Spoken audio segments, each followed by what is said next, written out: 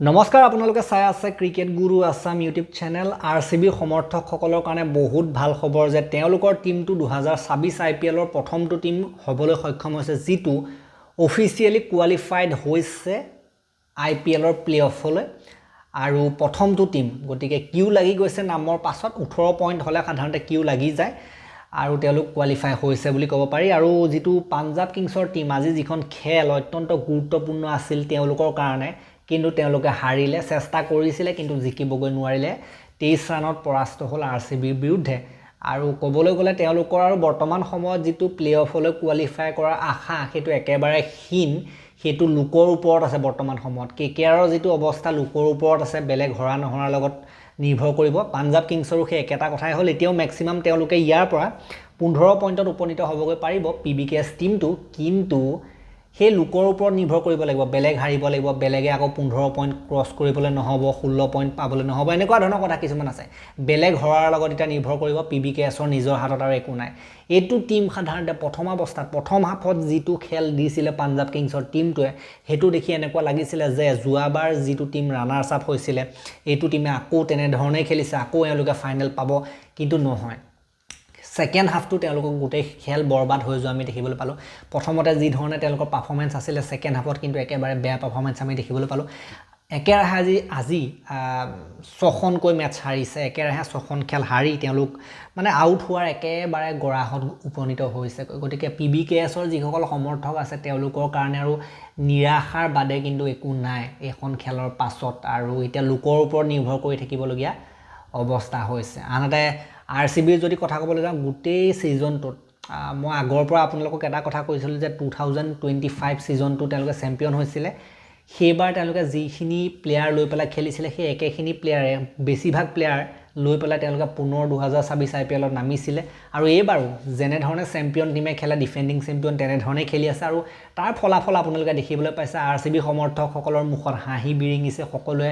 সুখী হৈ আছে বৰ্তমান সময়ত একেৰাহে যদি ডাবল দুবাৰকৈ back to back IPL trophy জিকিব পাৰে তাতকৈ ডাঙৰ কথা কি থাকিব পাৰে গতিকে আৰচিবি সমৰ্থকসকলে হেতু সপোন দেখি আছে নিশ্চিতভাৱে হেতু সপোন দেখিব পাৰে কাৰণ যি ধৰণে খেলি আছে টিমটোৱে তেওঁলোকে ডিজাৰ্ভ কৰে জিকাটো আকৌ এবাৰ কিন্তু জিকাৰ আপোনালোকে দেখিবলৈ পাব পাৰে গতিকে ফাইনেলত কি হয় বা প্লেঅফত কি হয় তো আমি পাছত গম পাম কিন্তু আৰচিবি সমৰ্থকসকলে হেতু এটা সপোন লৈ বৰ্তমান সময়ত আছে গতিকে আজি যদি খেলখন চাই 222 ৰান কৰিছিল আৰচিবিয়ে 4টা উইকেটৰ লোকসানত আজি সাধাৰণতে জিতেশ শৰ্মাই কেপ্টেনসি কৰা আমি দেখিবলৈ পাইছিল ৰজত পাটিদাৰ সাধাৰণতে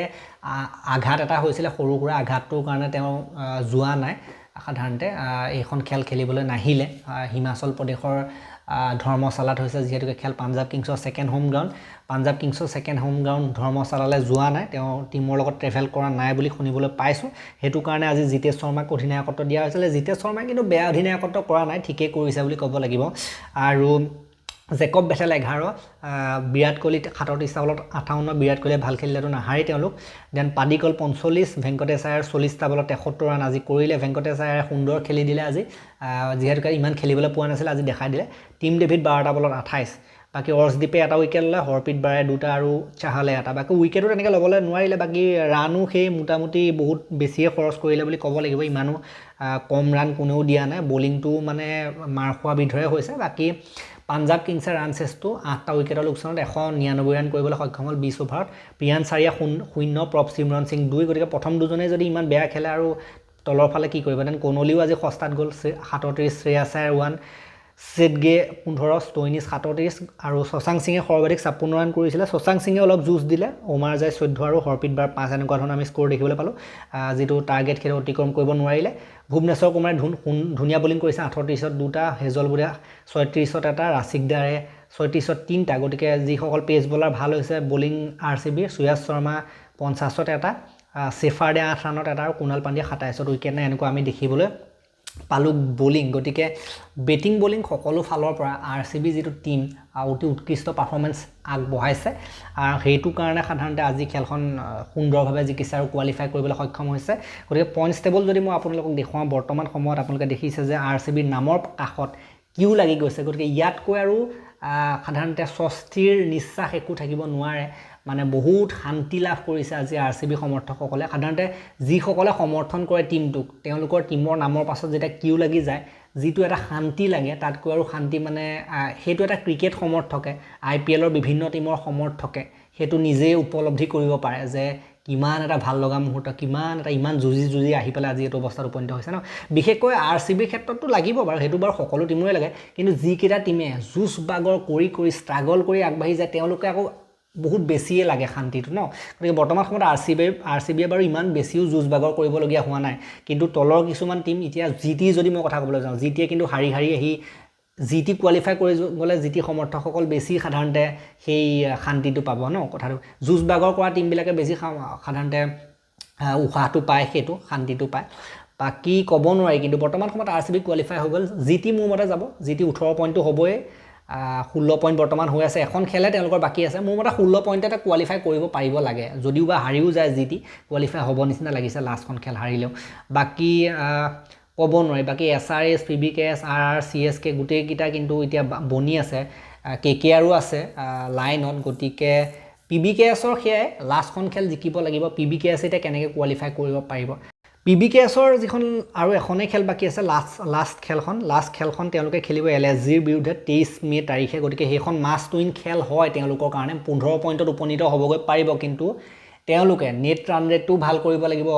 লগতে নেট ৰান ৰেটটো ভাল কৰি 15 পইণ্ট লৈ নেট ৰান ৰেটটো বহুত ভাল কৰি ৰাখিব লাগিব লগতে আকৌ সিফালে আশা কৰিব লাগিব যে কিছুমান টিম হাৰক উদাহৰণস্বৰূপে তেওঁলোকে আশা কৰিব যে RR হাৰক CSK হাৰক KKR হাৰক এইবিলাক টিম হৰাটো তেওঁলোকে আশা কৰিব বাকি CSKৰো চান্স আছে নথকা নহয় CSK আছে চান্স RRৰ চান্স আছে এখনটো হৈ আছে খেল বৰ্তমান দেন KKRৰো চান্স আছে বাকি চাও কি হয় নেক্সট আৰু দুটা টিম কোন হ'বলৈ সক্ষম হয় SRSৰো কিন্তু ক'ব নোৱাৰি SRS এতিয়াও তললৈ গুচি যাবলগীয়া অৱস্থাটো আছে কিন্তু যদিহে নেক্সট দুখন কেনেবাকৈ বেক টু বেক হাৰি যাবলৈ হয় SRS বাহিৰ হৈ যাবলৈ আছে গতিকে SRS হাৰিলে PBKS বা তলৰ যিখিনি টিম আছে SRS হাৰিলে ভাল পায় বাকি RR চান্স আছে মুঠতে লাষ্ট যি দুটা পজিশ্যন ন 1-2 টো GT আৰু RCB টো গ'ল বুলিয়ে ধৰক then SRS PBKS RR CSK KKR এইকেইটা টিম 7 নম্বৰ পজিশ্যনলৈকে বৰ্তমান সময়ত বনি আছে বুলি ক'ব পাৰি DC বাৰু নাই ধৰা মই 7টা টিম দুটা টিম গ'ল আৰু 5টা টিম আৰু দুটা পজিশ্যনৰ কাৰণে 5টা টিম যুঁজি আছে বৰ্তমান সময়ত যুঁজ দি আছে চাবলগীয়া হ'ব কেনেকুৱা কি হয় মোৰ মতেতো প্ৰথম দুটাটো গ'লেই RCB GT দেন SRS হয়তো নাহাৰিব এখন হ'লেও জিকিব দুখনৰ ভিতৰত এখন হ'লেও জিকিব টিম হিচাপেতো ভালে খেলি আছিল SRS যাব আৰু লাষ্ট PBKS হয়তো মোৰ মতে তললৈ গুচি যাবলৈ আছে কেনেবাকৈ PBKS তললৈ গুচি গৈ RCB বা কি RR ৰাজস্থান ৰয়েলছ আৰু CSK ৰ ভিতৰত এটা ওপৰলৈ গুচি যাবলৈ আছে মোৰ মতে RCB GT SRS টো যাব যেনেকৈ হ'লে এখন জিকি দেন PBKS মোৰ মতে তললৈ গুচি যাবলৈ আছে 15 পইণ্টত কাম নবনিব তেনেকুৱা নিচিনা লাগিছে হয়তো RR তিনিখনৰ ভিতৰত দুখনমান জিকি ওপৰলৈ গুচি যাবলৈ আছে নতুবা CSK ওপৰলৈ গুচি যাবলগীয়া আছে এনেকুৱাহে মোৰ লাগিছে গতিকে এই ভিডিঅ'টো মই ইমানটা সমাপ্ত কৰিলোঁ ভাল লাগিলে যদি লাইক কৰিব শ্বেয়াৰ কৰিব চেনেলটোলৈ নতুনকৈ আহিছে যদি ছাবস্ক্ৰাইব কৰি ঘণ্টাত দবাই থৈ যাবলৈ নাপাৰিব আমাৰ ছেকেণ্ড চেনেল খেল প্ৰেমী আছামত FIFA বিশ্বকাপৰ ওপৰত আলোচনা দি আছে আপোনালোকে সেইসমূহ চাব বুলি আশা কৰিলোঁ নেক্সট যিখন খেল 7:30 বজাৰ খেল এখন হৈ আছে এইখনৰ ওপৰত আমি ডিছকাশ্যন আগবঢ়াম আপোনালোকে চাই থাকিব অকণমান ৰাতি দেৰি হ'ব এইটো ভিডিঅ' গতিকে এই ভিডিঅ'টো ইমানটা সমাপ্ত কৰিলোঁ ধন্যবাদ